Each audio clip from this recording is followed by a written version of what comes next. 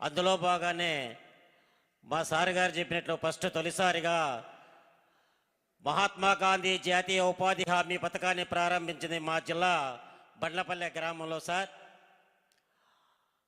అయితే ఈ ఉపాధి హామీ వచ్చిన నాలముటి తమరు ఎన్నోసార్లు మేము చూసాం సార్. మీరు చాలా అప్పటి దూరంగా ఉన్నప్పుడు కూడా కూలీలను ఏ విధంగా మేము సినిమాల్లో కూడా చాలా విషయాలు మేము చూసాం. కూలీలను గట్టెక్కించే మార్గం ఏమైనా ఉందా అని ఎన్నో స్లైడ్స్ చూసాం సార్. అలాంటి రోజు ఎప్పుడు వస్తుందని మేము ఎదురు చూసిన రోజు ఈరోజు ప్రత్యక్షంగా చూస్తూ మా జిల్లాలో ఒకే ఒక నిదర్శనం సార్. మీరు చేసిన అతి ముఖ్యమైనది, అతి గొప్పదైనది, మీ జీవితాంతం మీ పిల్లలకు కూడా పుణ్య సార్థకమైనటువంటిది మేము కళ్ళారా చూస్తూ ఆనంద బాష్పాలుస్తున్నాం సార్.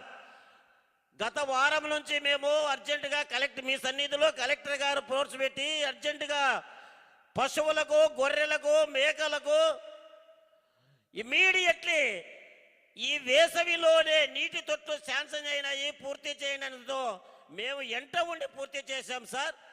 అక్కడ అధికారులు వచ్చినప్పుడు పశువులు, అడవి జంతువులు, పక్షువులు నీరు తాగుతా అంటే ఆ పుణ్యం మీకు తరతరాల ఉంటుందని మా జిల్లా తరపున, మా తరపున, మా ఉపాధి హామీ తరపున మరొకసారి మీకు తల వంచి నమస్కారం చేస్తున్నాం సార్.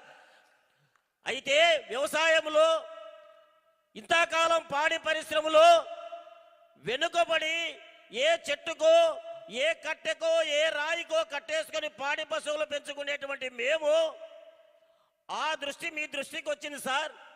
మాకు ఈరోజు గోకులం నిర్మించి పాడి పశువులు రాష్ట్రంలోనే పాడి అభివృద్ధిని ముందుంచినటువంటి మీకు మరొక్కసారి మీ తరపున, మా గ్రామ ప్రజల తరపున మరొకసారి ఉపాధి హామీ సిబ్బంది తరపున మీకు మరొకసారి ధన్యవాదాలు, పాదాభివందనాలు సార్. ధన్యవాదములు సార్. సంతోషం సార్. అవకాశం ఇచ్చినటువంటి పెద్దలకు, మా ఉప ముఖ్యమంత్రి గారికి మరొకసారి పాదాభివందనాలు. నమస్కారం సార్. ధన్యవాదములు. తదుపరి చిత్తూరు నుండి మాట్లాడవలసిందిగా కోరుతున్నాము.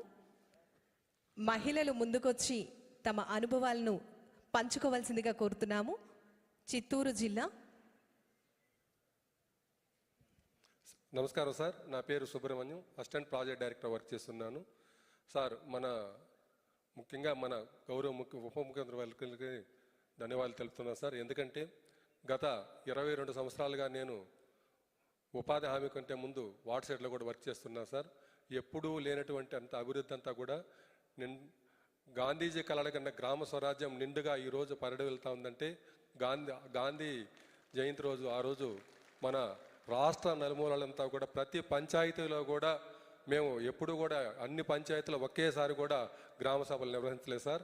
గ్రామ సభలు నిర్వహిస్తూ అదేవిధంగా ప్రతి పంచాయతీలో కూడా రాష్ట్రంలో చేపట్టే పనులు అన్నీ కూడా దాంట్లో వివరించి ఈరోజు సర్వతోముఖాభివృద్ధి చెందుతూ ఆ పల్లె పండుగ కార్యక్రమాలంతా కూడా అన్ని మౌలిక వసతుల పనులంతా కూడా చేపట్టి మా జిల్లాలో 100% అంతా కూడా కంప్లీట్ చేసుకున్నాం సార్.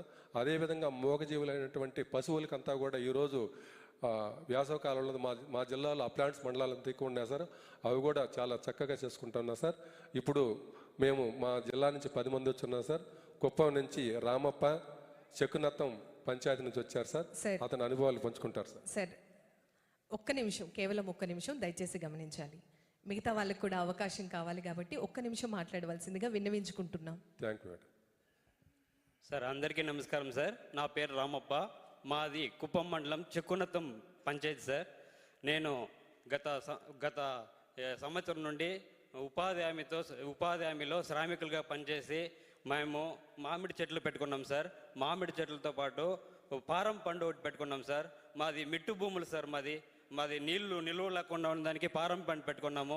నీళ్లు వర్షం పడినా కూడా బోర్ నీళ్ళు దాన్ని వదులుకొని కూడా మామిడి చెట్లు సాగు చేసుకోవాలని చెప్పేసి ఆ పారం పండు ద్వారా నేను ఎక్కువ ఉపాధి పొందుతా ఉన్నాను సార్.